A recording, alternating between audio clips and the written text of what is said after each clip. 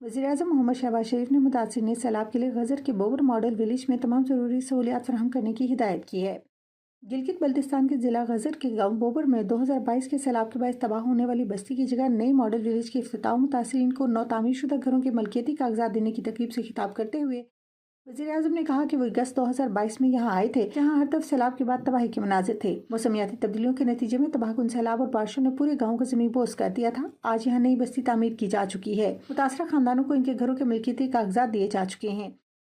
वज़ीर-ए-आज़म ने मुतासिरीन की बहाली, आबादकारी और तामीर नौ पर मुतल्लिका इदारों और हुक्काम को शाबाश दी और हिदायत की कि नए तामीरशुदा घरों को मौसम सरमा में रहने के काबिल बनाने का इंतजाम किया जाए। नीज मॉडल विलेज के म्यार को जांचने के लिए किसी तीसरे फरीक से तौसीक कराए बगैर अदायगियां न की जाएं और स्कूल, डिस्पेंसरी और खेल के मैदान समेत तमाम जरूरी सहूलियात फराहम की जाएं।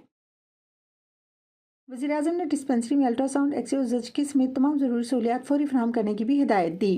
कबल वज़ीर-ए-आज़म ने बोबर मॉडल विलेज का इफ्तिताह किया। इस मौका पर वज़ीर-ए-आज़म को नए तामीरशुदा घरों में फराहम की जाने वाली सहूलियात और मियार के बारे में ब्रीफिंग दी गई। ये मॉडल विलेज 110 कनाल राजी पर तामीर किया गया है, जिसमें 62 घर हैं।